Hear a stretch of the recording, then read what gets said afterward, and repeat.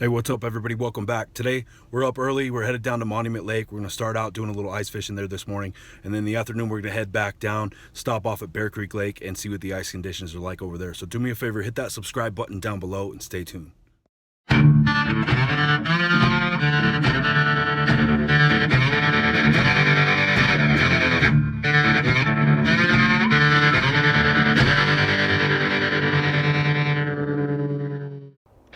Alright guys, so we got down to Monument about 7 a.m. Wasn't too bad outside. It was about 28 degrees, relatively low winds, so pretty ideal conditions, nice and calm to start out the morning. We got out onto the lake, popped a couple of holes in the ice. We had a good 3 to 4 inches of ice, so we decided to see what we could get into. Now we've got a little bit of everything at Monument Lake, from bluegill, perch, trout, cutthroat. We've even got some decent sized bass and some pike in here. So starting out with a couple of teardrop tungsten jigs, one of them tipped with a wax worm, the other with a piece of shrimp, and as you can see, within 30 seconds of dropping that second line in the water, we already had our first fish of the morning. Unfortunately, it wasn't a perch, just a little stalker rainbow, but a good start for the morning considering we've been there less than a minute.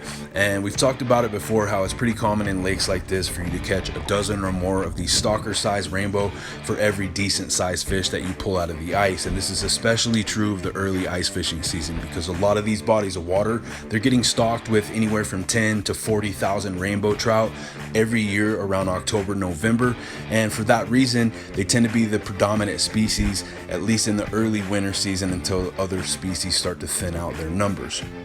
So we stuck around for a little bit longer, fished a couple of areas where we know we've got some ledges, some drop-off points, but ultimately we weren't able to get into any perch or bluegill today. We ended up catching about 25-30 rainbows, a couple of cutthroat, majority in that stalker range, but we had fun catching them in numbers and getting out on some early ice at Monument. After a while, it started to snow and the wind started to pick up considerably, so being that I didn't have an ice tent with me, decided to take a break, go grab a quick lunch. After I had some lunch, I decided to head over to Bear Creek Lake in Lakewood, where I've been keeping an eye on the ice levels there as well. Yesterday we only had 1.5 inches of ice here, but just to show you how much ice can build up overnight if the temperatures are low enough, we came back the next day and the ice had essentially doubled to 2.5 to 3 inches. So not the safest ice conditions, but it's enough to fish on. We decided to get out and move around a little bit, and after a while we started catching them there as well. Now similar conditions here, because Bear Creek just got stocked in October with thousands of trout, so you're going to catch a ton of stalkers, but it's got a lot of warm water species, so you can come down here and fish for walleye, smallmouth through the ice. You can catch largemouth, perch, bluegill, a little bit of everything.